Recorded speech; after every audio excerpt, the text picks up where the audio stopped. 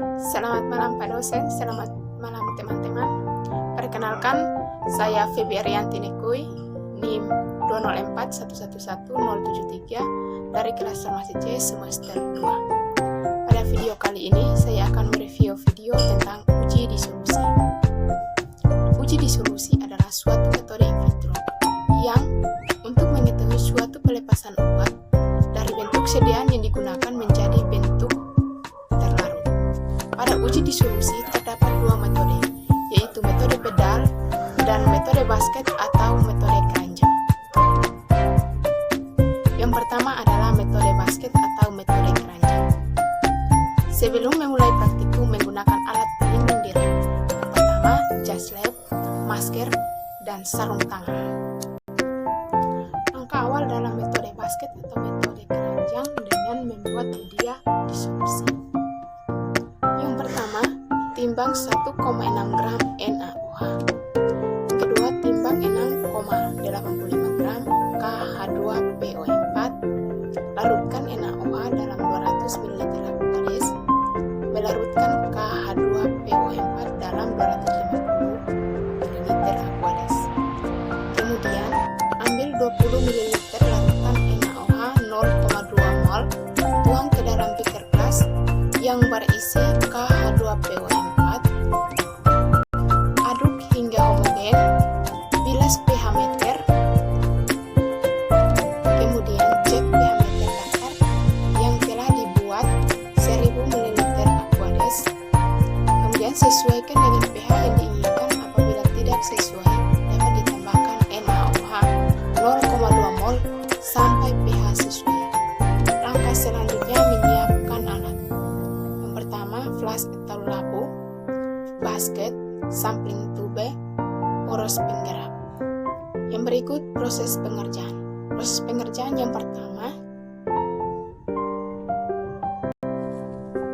masukkan labu ke dalam water bath dan masukkan media disolusi dapar fosfat pH 5,8 ke dalam labu. Yang kedua, mengatur suhu water bath 37 kurang lebih 0,5 derajat Celcius, kecepatan 100 rpm. Pengembalian sampel dilakukan tiap 5 menit mulai dari 0 sampai 45 menit. Yang ketiga, memasang poros penggerak pada motor penggerak. Atur posisinya sehingga sumbu tangkai terletak di tengah pump. Yang keempat, memasang sampling tube.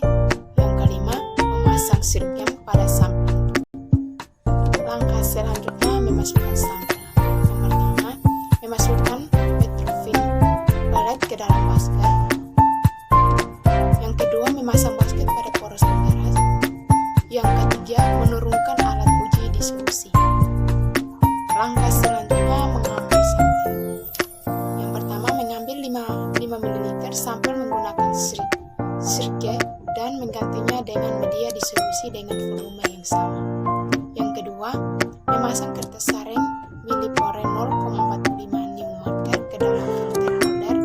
Yang ketiga, memasang filter holder pada sirgen.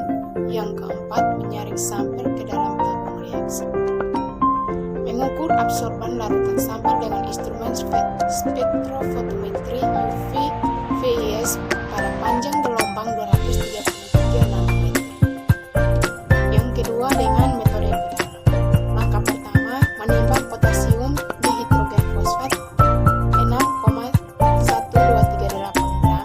Yang kedua, menakar 225 ml Aquades.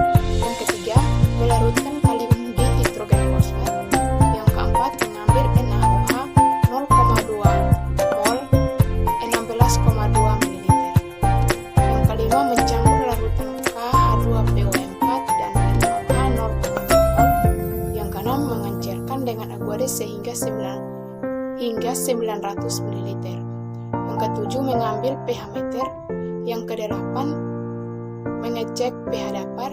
Yang kesembilan, tambahkan NaOH 0,2 mol sedikit demi sedikit hingga mencapai pH 5,8.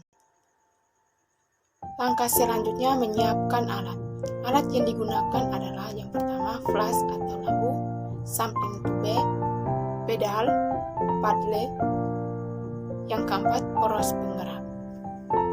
Untuk proses pengerjaannya, yang pertama, menuang 900 ml dapur ke flak.